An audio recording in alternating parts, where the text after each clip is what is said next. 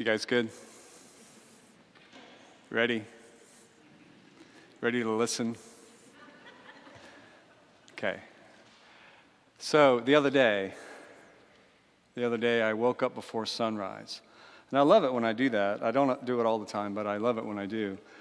Because I just love to see the sunrise. I just love that. So on this morning, I got up and started my morning ritual. Do you guys have a morning ritual? Good. This is going to speak to you. So I have this morning ritual, and here's mine. Here it is. This is the way it goes. Get up, get dressed, make coffee, feed dog, pour coffee, sip coffee, go for a walk while drinking coffee. Coffee's a big part of my morning ritual. But the bigger part of the morning ritual that I do every single day really is the walk. Coffee's part of it, but it's the walk. Because the walk, my walk anyway, connects me. It connects me to nature, it connects me to God, and it puts me in a calm, kind of peaceful mindset. Not every time, but lots of times. Calm, peaceful mindset that I then carry into the morning with me, carry into the day. You know, that kind of centered feeling? You know what I mean? Okay. Well, this day I was looking for that on my walk. And I also was looking forward to seeing the sunrise. So I walked out the door, and the birds are singing, and I got my coffee, and it was just lovely. Just lovely. And I kept walking to the spot where I can look out east and see the actual sun come up. And the sun, when I got there, the sun's beneath the clouds, and it's starting to peek out of the clouds. You ever seen that? It's just starting to peek out. So the sky right where the sun is, it was reddish orange. And then because of the way the clouds were, it also made this kind of bluish gray part right around the sun. So it was orange and reddish and bluish and gray, and God, it was so pretty. And I was just so thankful that I got to stand there and watch it. It was such a gift, pure gift. And then when the sun came all the way out, it was almost like the sky exploded into white. Man. Well, I felt connected. And you know what I mean by connected? Well, this is what I mean. I mean that I'm a part of all of this. I'm not separate from it. And all my worries and all my concerns and all the good things that I'm going to do as the day unfolds are secondary to that. That I'm connected to everything that is. That I'm connected to God. That's why I love the walks. That's what I mean by connected. What a great way for me, anyway, to start the day and to head to work for the morning drive. You know the morning drive? I don't know about your morning drive, but on this particular day, I was in such a good place. Not always there, but this day I was. Such a good place that I didn't even notice the young woman who, I was still in my neighborhood, but she came rushing up on my bumper. Now, when I'm in this kind of zen, connected place, I tend to try to, especially in neighborhoods, I tend to try to follow the speed limit.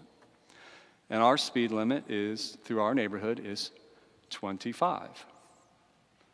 How often do you go 25? So I was going 25, keeping it chill, and boom, I didn't even see her. And I looked behind me, and I couldn't tell, she just looked like a young woman, and she looked really mad.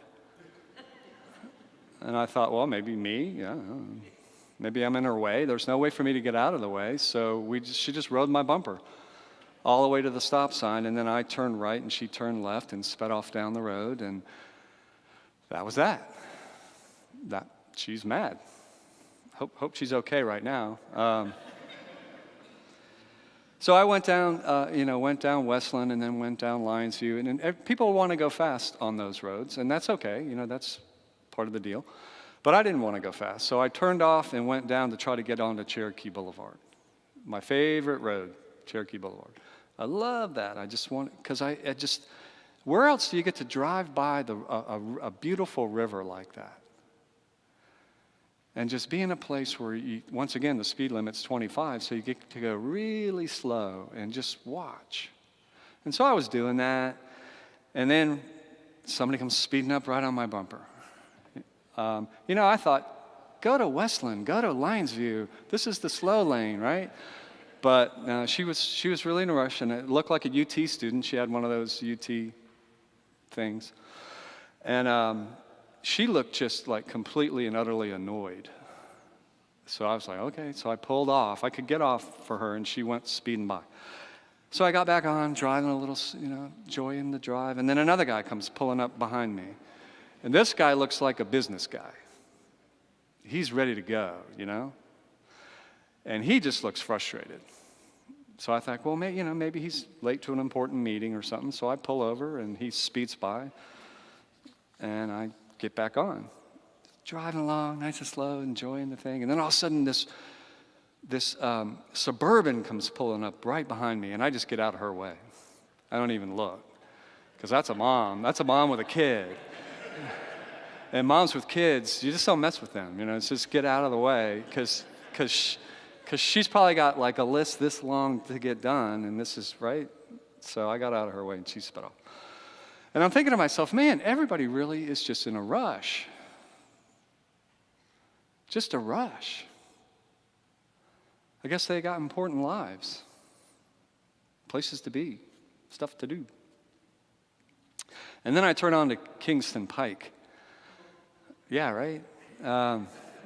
Kingston Pike was just fast. It's just a fast road, and that's what you do, and that's cool. So I went fast with everybody else.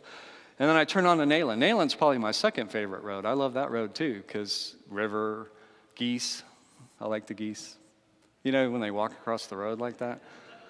But they weren't there that day, so everybody's just going really fast, and I stop looking at the river, and I join in, and I'm, doing what everybody else is doing. And then I get to that point right where you're going to turn up the hill over here, wherever that is, over there, and get right to that turn lane part, and the light goes yellow. Now, what would you do? You'd step on it, wouldn't you? And some days I'd step on it. But this day I didn't. I thought, there's no way I'm going to make that. So I just slowed down. And all of a sudden this guy in a Honda Civic just comes flying up behind me. And when he realizes he wants to make it, he wants to make the light. And when he realizes I'm going to prevent him from making the light, he just throws up his hands in this kind of irritated exacerbation. I'm sure it's with me. Because he's not going to make it. And so we sit there at the light, and I look in the rearview mirror behind me, and he's just pounding on his steering wheel. And he's animatedly talking to himself, and he just looks enraged. And I felt so sorry for the guy. Because I thought, well, maybe he's just really late, I guess.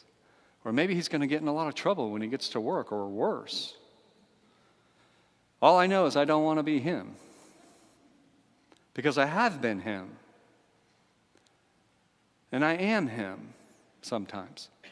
And I hate it when I feel like that. Like my whole life depends on if I make this light. And if I don't make the light, the world is cursed. Right?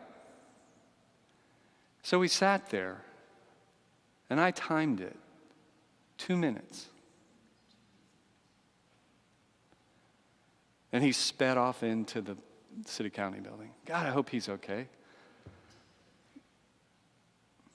So then I keep driving down that road, down Walnut, the one-way street, and I'm driving through there, and all of a sudden this person comes barreling around the one-way street going the wrong way. So horns start blaring, and the person catches whatever, realizes he's on the going wrong way on a one-way street. And he turns into the post office and turns around. And I just thought, well, golly, he must really be distracted. He's really in a rush, right? Because once again, I know what that's like. It's a miserable feeling to me. So then I make it into St. John's parking lot. No wrecks, nothing happened. And I'm just so happy. And I'm happy because I took the time to walk and watch that sunrise. Because if I hadn't, I'd be doing the same thing everybody else is doing. And I don't want to do that. The apostles, our gospel says today, returned from the trip that Jesus sent them on. He sent them out to teach and to heal and to show people God's love. Emotionally taxing work.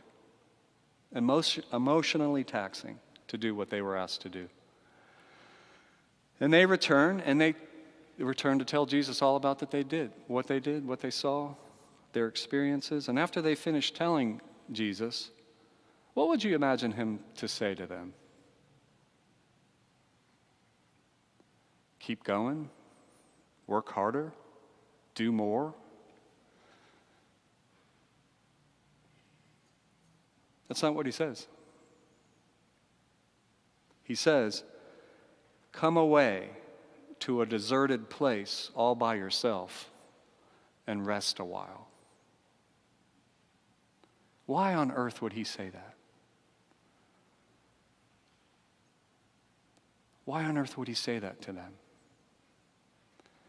And more importantly, do you think he's saying it to us? Do you think he's saying it to you? I do. And you want to know why he's saying it to us? Because we're human and we need it. So I hope you find your deserted place sometime today, tomorrow, because it'll make a difference. Amen.